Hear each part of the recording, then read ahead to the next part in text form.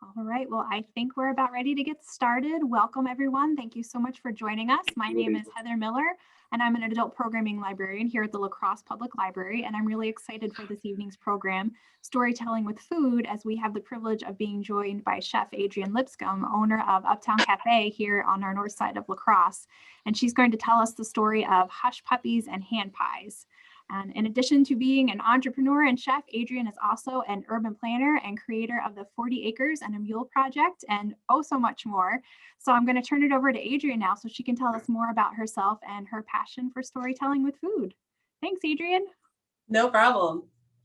Hey everybody, how are y'all doing tonight? I'm at home, so fair warning, you might see a kid or two come through running in my background.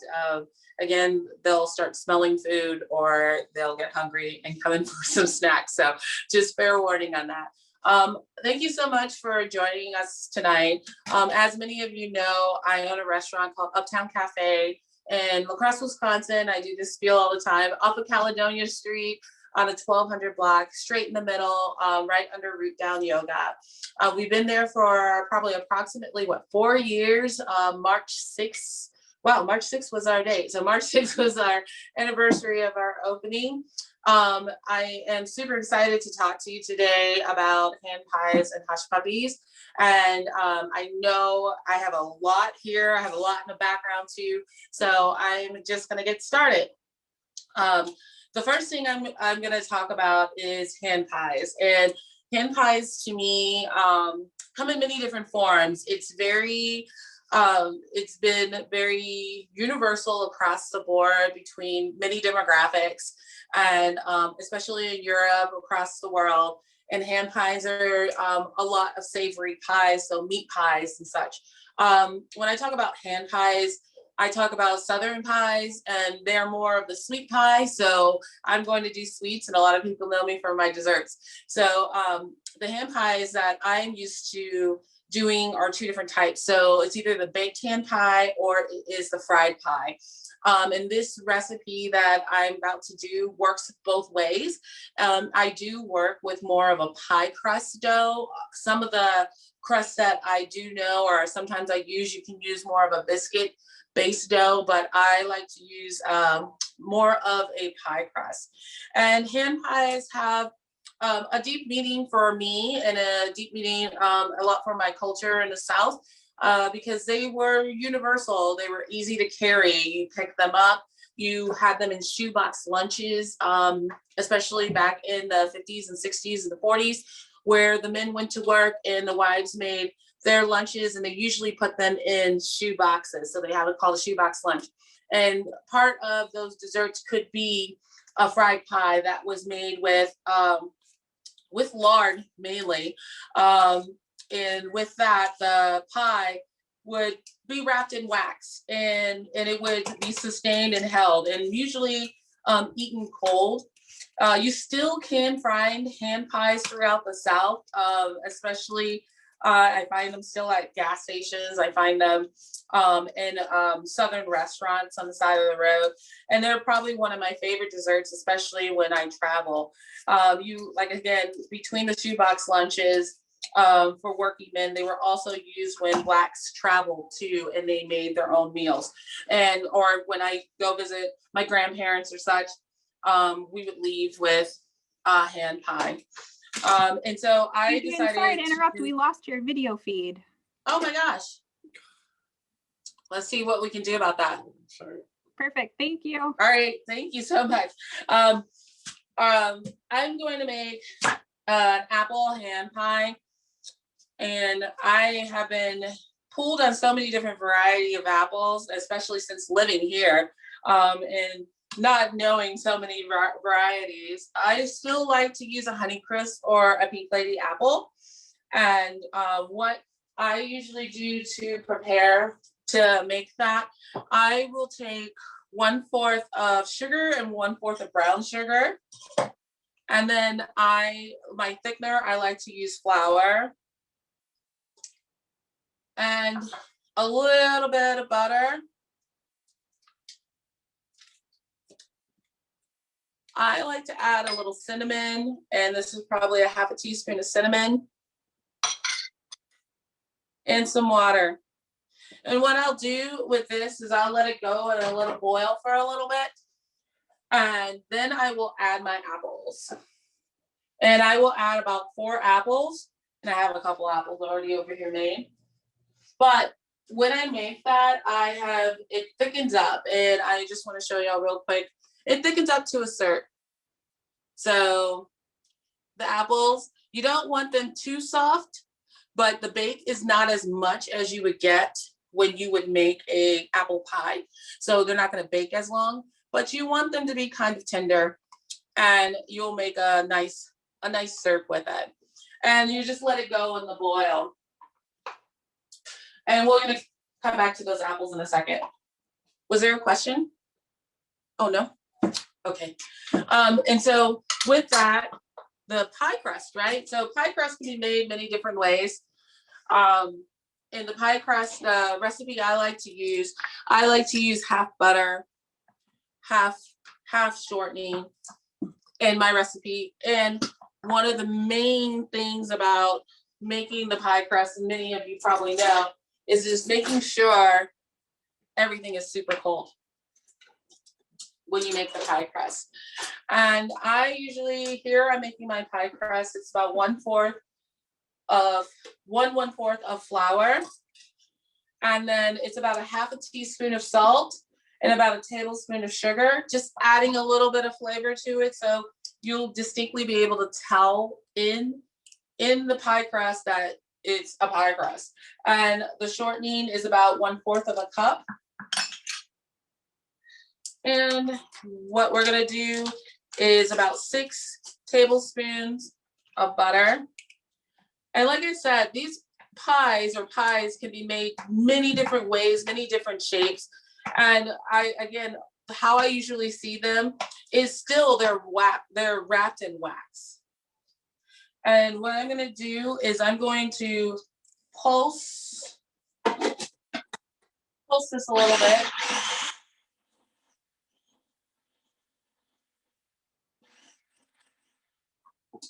And I'm gonna add a little bit more.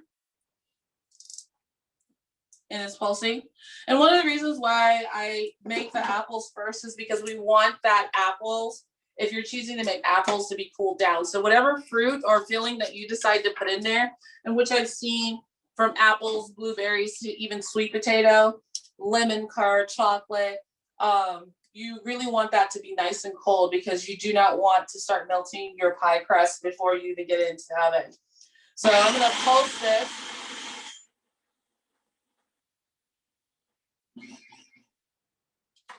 And I don't know if you can see this, but I'll try to bring it up to you. It's very much looks like a little bit of sand, and I'll pull it out. And texture wise, as you can see. And what I'm going to do is slowly add about 2 tablespoons, between 2 to 4 tablespoons of water. And you're gonna see the dough change.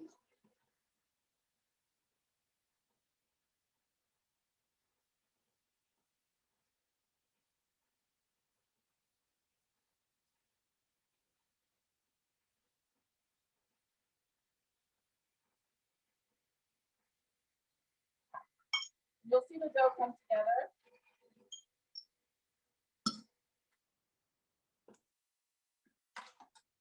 And it'll make this soft dough. And from here, I usually will scrape it out, and then I'll lay it flat in a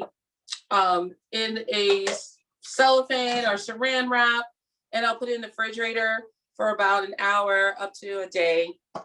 And when I make this is what I get when it's cold. I get this solid form of pie crust dough. And again, like I said, making sure that the liquid I use is super cold. Sometimes I half it and use like vodka or to make sure that it makes it a little bit more flaky and light, or I just use water. And this one I just use water again. I've lost my picture again. Oh, there we go. So with this dough, it It is very flexible. Right now it's cold. I just pulled it out, and you'll roll it out. And in this capacity, let me get it clean up a little bit here. Mix some things.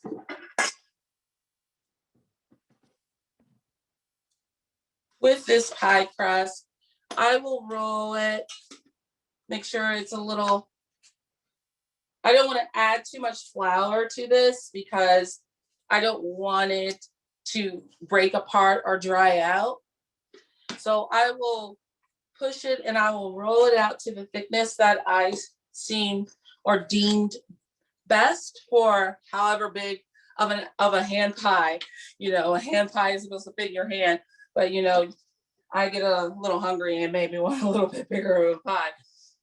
But roll it out to what you want as a thickness, which, you know, usually I look at about 1/4. And you can probably see it starting to thin out a little bit. Let me see if I can pull it that way. And you'll want that thickness.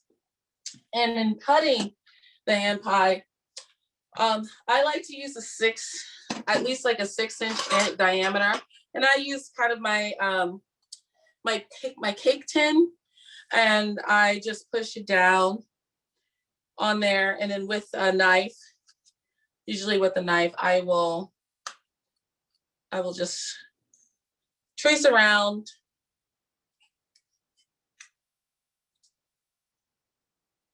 I'll trace around, and then I'll have the pie crust that I want. And if it's a little thick, I will roll it out a little bit more and do that. And I have a couple prepared that I will pull out.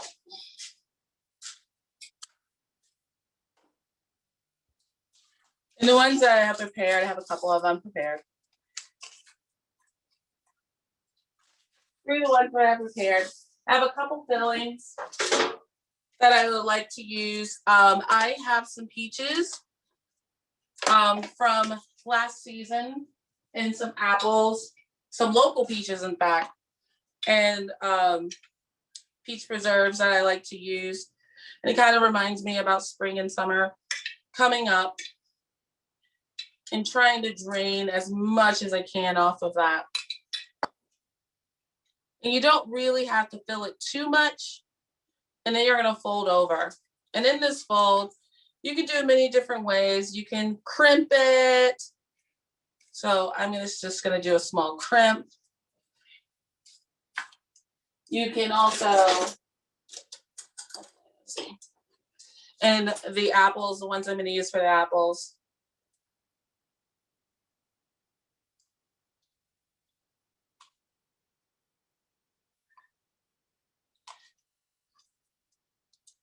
You can also use a fork, and don't worry if it pours out a little bit,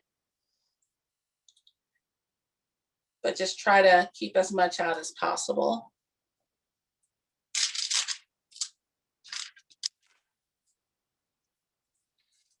I'm gonna make another peach.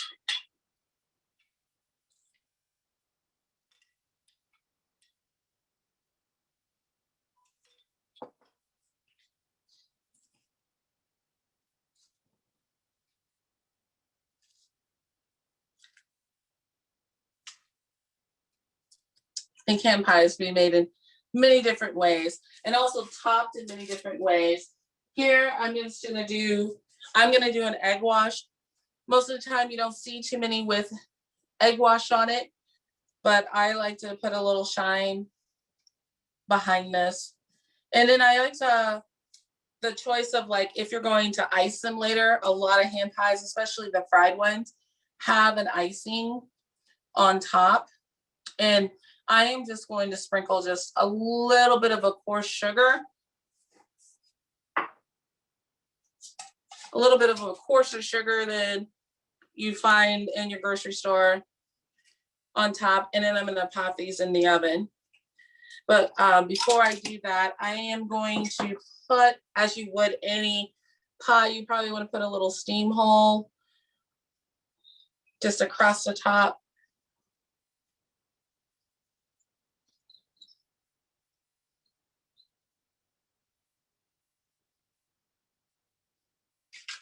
And what we're gonna do is pop these straight into the oven and we'll let them cook for about 20, 25 minutes. All right, as those go into the oven, I get to talk a little bit about Hushpuppies. And Hushpuppies has a very interesting story. In fact, I had a deep conversation and almost an argument about Hushpuppi and its history, because there has been a lot of talk, controversial talk about where Hushpuppies came from, or the term Hushpuppies.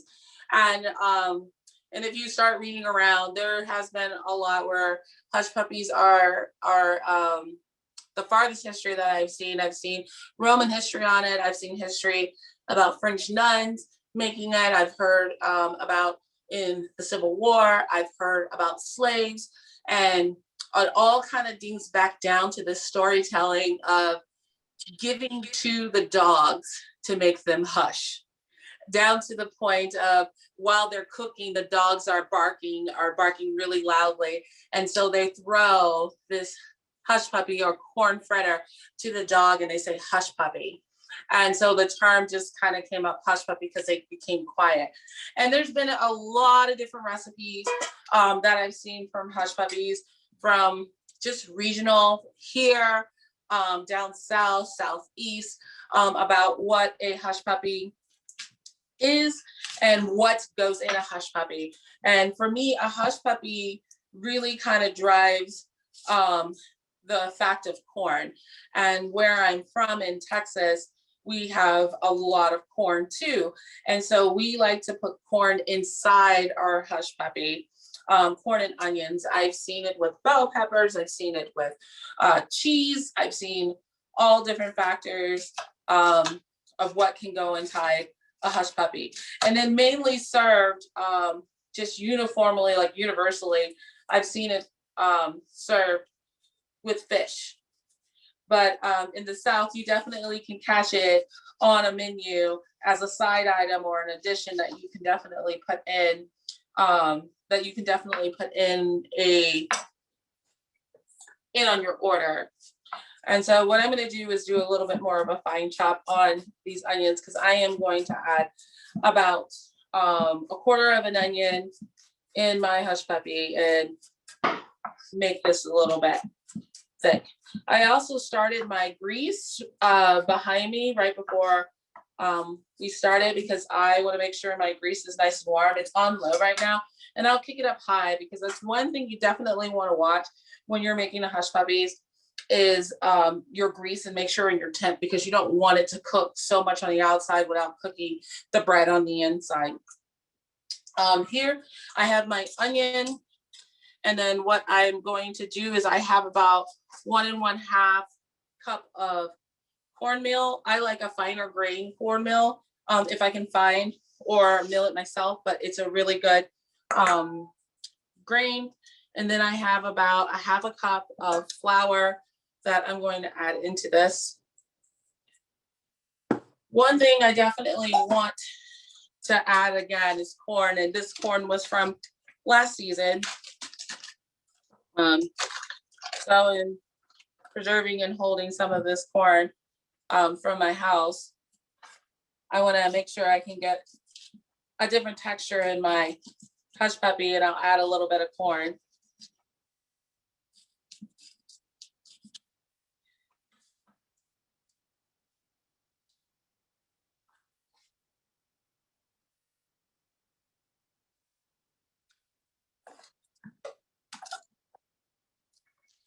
I'm also going to add a little salt and a little sugar. I'm also going to add my leaven, which is my powder, it is the baking soda and baking powder. And my liquid it is a buttermilk. And if you don't have buttermilk, milk works just as fine. You're probably gonna see a puppy or two run by me also. I'm making Hushpuppi, so they must have smelled it.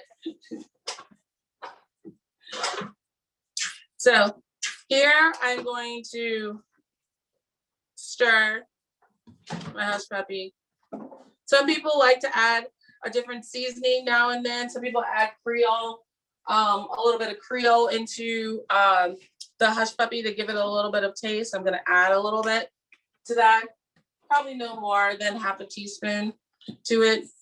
If it is a little dry looking, which mine is a little dry, I do just add a dab of milk, just a little bit more. What I found in being up north is that my flour is a lot drier up north than it is down in the south. And that has a lot to run with. That has a lot to run with where your flour and grains are being held.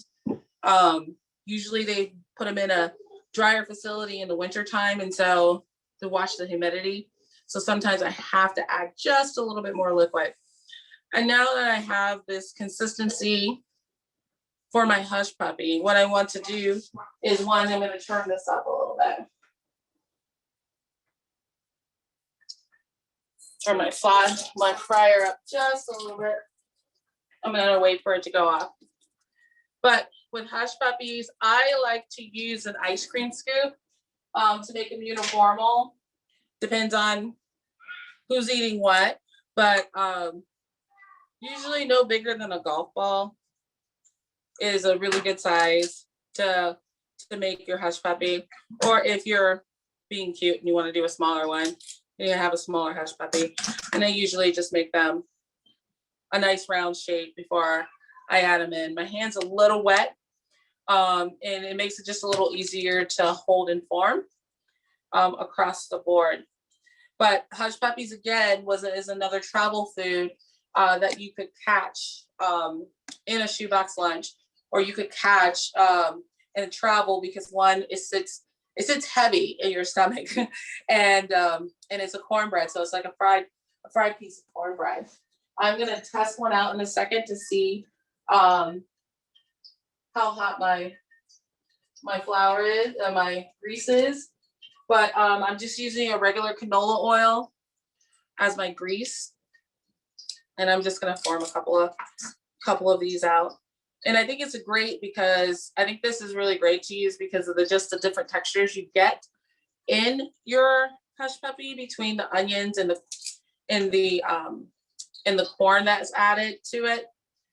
And I'm starting to see a little floating action happening in my oil. In fact, I'll bring it closer. We have a question, Adrian, about the texture of the batter. Should it be about halfway between a batter and a dough texture? Yeah, it's very soft. So it's very, you want to kind of zoom in? It's very soft. It's pliable. You're still able to like fold it in your hand. It'll be a little sticky, as you can see. I have a little bit on my hand, but you don't want it to be liquidy. It's and I'm patting it out, but it is in a way that you're still able to form and move it. If you feel that it is too wet when you're making this, I would just put put a half a teaspoon of flour in it and add that way. But also the corn will absorb a lot of your moisture. So if you leave it sitting for a while, it will start getting a little thicker.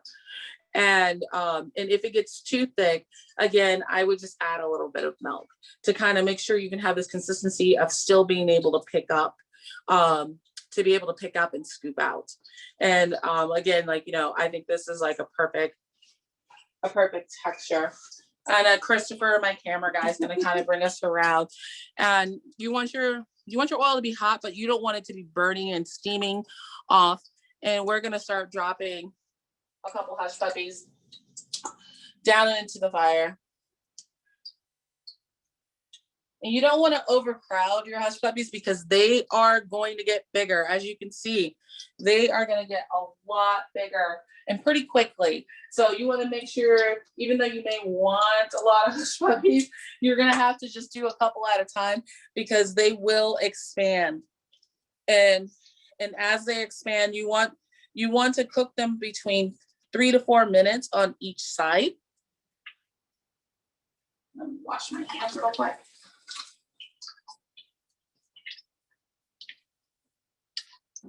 You're just gonna wanna, you're just gonna want them to cook like 3 to 4 minutes on each side. You don't want them to break apart. So you just wanna do just a little double check on them because you don't want them to be like, again, too wet because they will start falling apart. And you want that golden brown. So again, 3 minutes. Then you're gonna try to rotate them a little bit to start cooking. You don't want a raw hush puppy either, right? So you definitely want to wait that time frame so it won't be raw in the middle. And what I found with this recipe is that you definitely have to do this time frame or they will be raw in the middle. So again, they've expanded. That's why doing more than a golf ball size doesn't help cook all the way through. And like I said, this is just, I've been making it with the smallest scoop I have. And they are a really good size. And you can start seeing it's starting to get a little golden brown. And they're rotating themselves a little bit, but I want to make sure they cook evenly. So you're going to want to keep turning them a little bit. And what a special treat with this, I am going to make some comeback sauce. And it's ironically, everybody's like, what is comeback sauce? Comeback sauce is just a good sauce. And people used to say comeback sauce. Well, it's a sauce that makes you come back. So you come back again and you get to eat more of it. But, you know, again, it is a nice sauce, a little tangy. It's, and will make it in a few minutes after we get done cooking these hush puppies real quick. But they're turning out to be very beautiful, nice golden brown color, and they're dancing through the oil. You never want to you don't want to overcrowd your Dutch or your frying, whatever frying pan you're using, because there is water or liquid involved. And so you overcrowd this, you're going to get a lot of steam and you're going to get more of a boiling more than a fry. So I definitely do take my time on making these. So we make sure that we don't overcrowd with oil.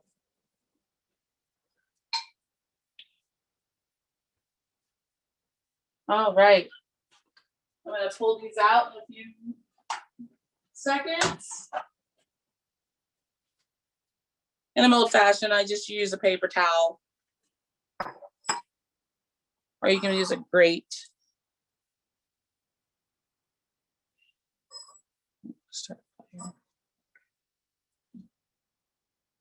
And they're nice and hard on the outside, and they'll be nice and soft in the center.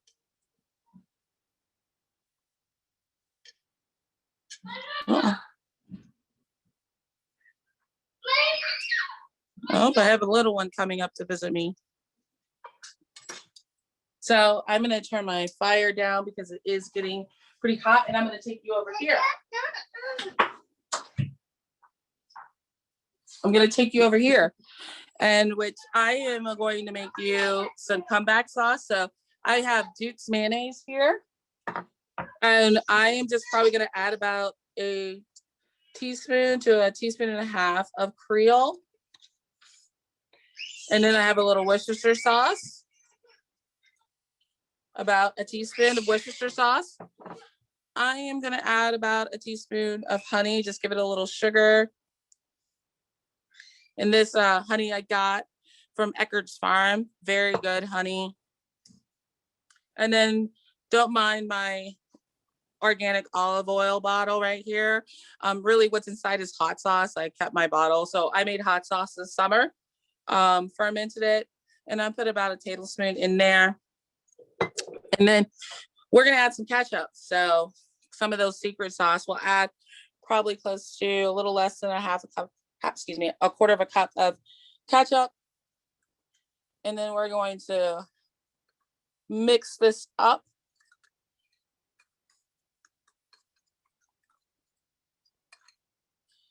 And we have comeback sauce. So in this, we have what? Comeback sauce. I have comeback and I have hush puppies. But I definitely want to show you in this aspect, like just between the time that we're talking, it has gotten harder. and it has gotten thicker because the corn is absorbing. And if I keep letting it lie without cooking it, it will start getting even harder and get a little bit brittle. So always making sure that it is cooked in the center. But as you can see, we have pieces of onion inside of this. And it's such a great treat to have, you're not just biting into the cornmeal, but you're also getting a little bite of, of that summer corn. And also you're getting a little piece of that onion. And it's so good. It's such a great treat to be able to do that. And I'm gonna pop over a little bit to the right of me and check on the pies. And we have some great pies coming, but with the magic of Zoom, I've already made pies, and I made even tiny little pies, like for my kids, and my tiny little pies in different shapes and different sizes. But making these little hand pies and wrapping them in wax is such great fun for you to eat, and like having just a great handheld apple pie. And the dough and everything, like if you decide to make these pies, you can freeze them and just cook one at a time if you want to, but you don't necessarily have to bake them. You can also fry them. And in the hand pies that, traditionally, like I said, I come from, a lot of them are fried, but I do love the baked pie. And it makes a great handheld dessert. It makes a great individual dessert to add with ice cream, and to take on the road with you and to take to picnics. It's a great thing to have to go to picnics with, because it's a quick and easy individual dessert for everyone. All right. How did I do? Do we have any questions? I'm going to eat some more of this hush puppy. That was amazing. Thank you. Yes. Does anyone have any questions for Adrian? Oh, what's in the Creole seasoning?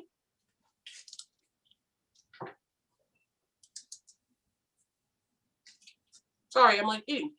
I was really blessed to get a good friend of mine. Her name is Wanda Blake. She owns Wanda's Cooking, and she sends me treats every once in a while. And she sent me her Creole, and this has smoked and sweet paprika, chili powder, thyme, oregano, black pepper, garlic powder, celery seed, and there's no salt added to this. Usually, and when I see in Creole has those, and this has like some of the basic ingredients that you see in Creole, especially with the garlic powder and the paprika and thyme and oregano. Those are kind of like the base foundations for Creole seasoning. And then from there, it changes. If you're getting a little spicier, want a little bit more spice, there's an add of cayenne into that on whatever level that you seem or deem fit. More cracked pepper, garlic, onion. It goes up from there. But some of those basic things that you definitely see in Creole is going to be the thyme, the oregano, and the paprika and garlic powder. Those are some of the basic forms that are in a Creole powder.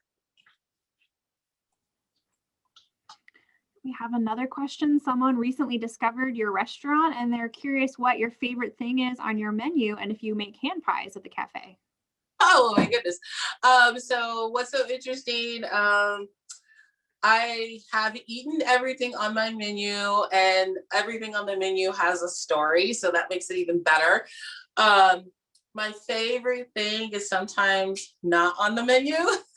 So things that I end up kind of just mishmashing and putting together.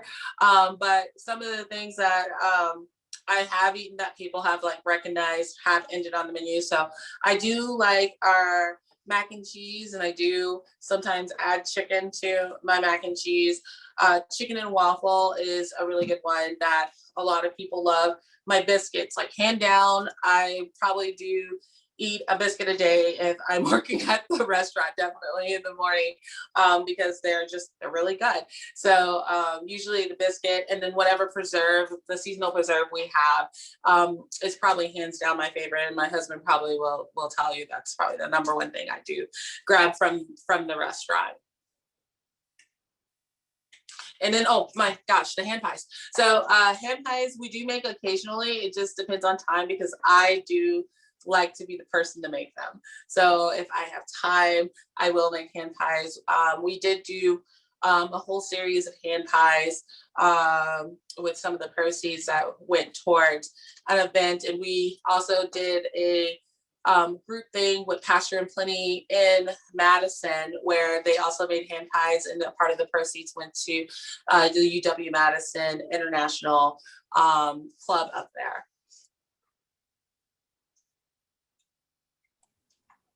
That's amazing. Thank you. And someone was curious about the kind of peeler you were using to peel the apples.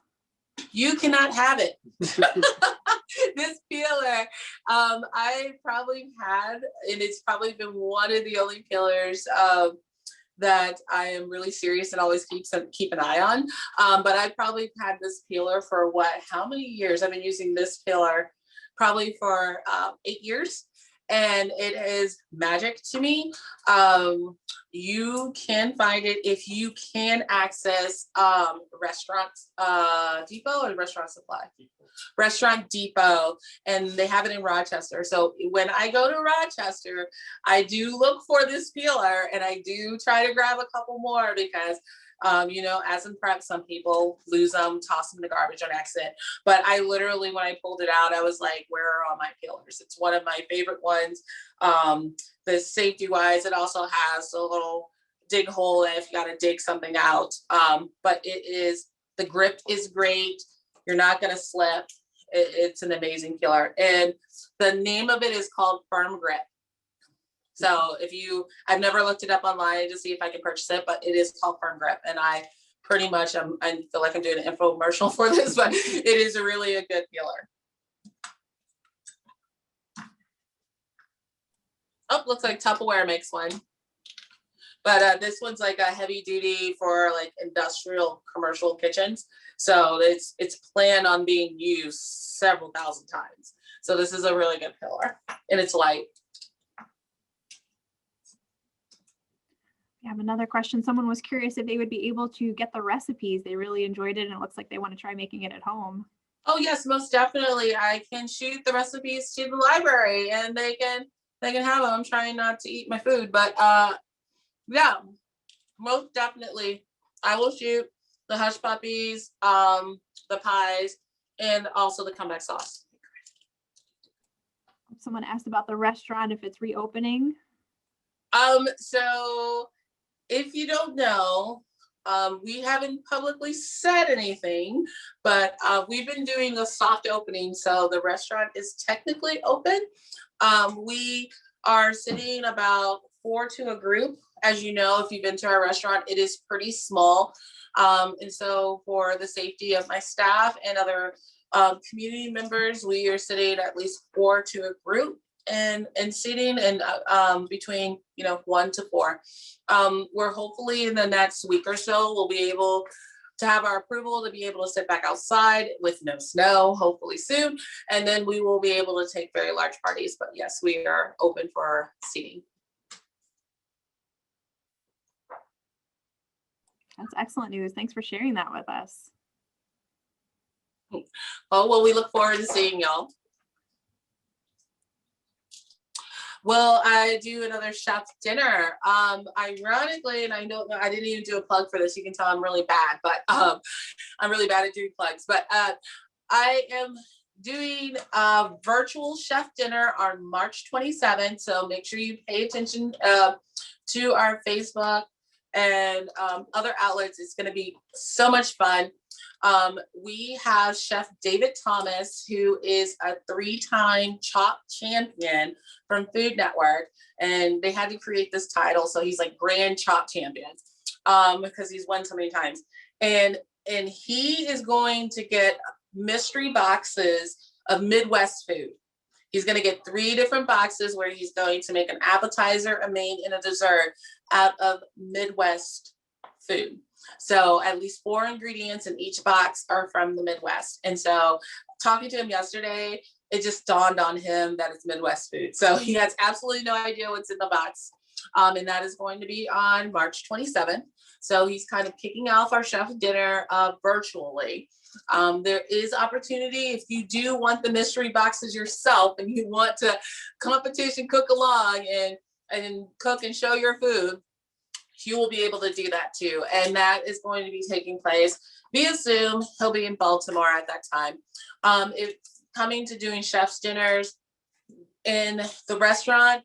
That's going to start happening once we get vaccinated, majority of people vaccinated, and once chefs start feeling comfortable.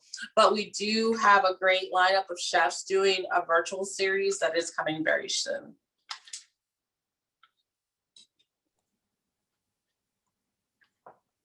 That sounds like an amazing fun time. So everyone be sure to check the Uptown Cafe's Facebook page and check out that event. And since we're on plugging events, I just wanted to share with everyone that we are starting a cookbook club here at the library. So we'll be meeting on Wednesday, April 7th, and I'll pop the link here in the chat if you'd like to learn more about that. If you want to share your love of food and cook along with some friends over Zoom, that would be great. We'd love to see you.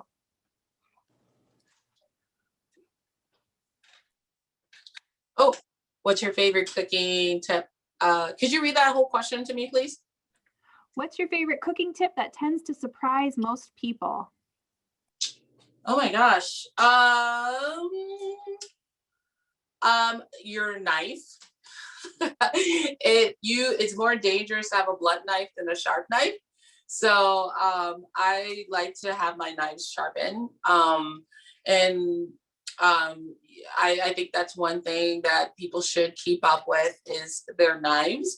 It's always good to have, if you're asking about knives, it's always good to have a chef knife and a paring knife. I mean, those are some of the main knives that you should always have, but treat them with respect and have them sharpened, and because they will run you for a long time. So making sure that you don't use a blunt knife, because those are some of the most dangerous tools to have in your kitchen. Thinking about another one. I always have butter. Never fails me. I always have butter, and kind of have emergency butter too if I think I've ran out of butter. So making sure I have butter, because I bake a lot. So that's definitely something I make sure that I definitely have in the house, because it is very universal between using as an oil or as a fat when it comes to baking. And always be willing to try something different. I think that's something that's really big. Always experiment. You can see that was really huge during the pandemic. People doing a lot of sourdoughs, people doing a lot of fermenting and trying to preserve. I think it's always a great knack to have, and always listen to your elders in the kitchen. I think that's another good thing to have. And if I could, especially in the Midwest, just sit with grandmothers and talk to them about what they grew up eating and what their mothers grew up eating. I think that's just a treasure of information, of teaching skills that will never die, especially through things like this, storytelling.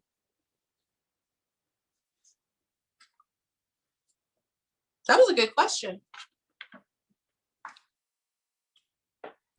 Kind of a follow-up question. Do you have a brand of knife that you prefer to use? Lately I've been really trying to support knife makers. So I've been purchasing, there's not that many Black knife makers out there. So I've been purchasing Middleton knives. But if you're looking just for general knives, I like to use J.H. Hinkle, Woolstorff, Shun. And like I say, be willing to spend a little money on your knife. It's just like how you spend money for good shoes. And like I said, you just need some basic knives. You don't really need fancy tools, fancy knives, unless you're going to be doing some serious cooking. Your chef knife is just as good as for deboning as it is for chopping, and having a nice paring knife, a smaller knife. And that's all I used here, was a chef knife and a paring knife is a very nice combination to have in your kitchen, and just be willing to spend a little money on that and also take care of them.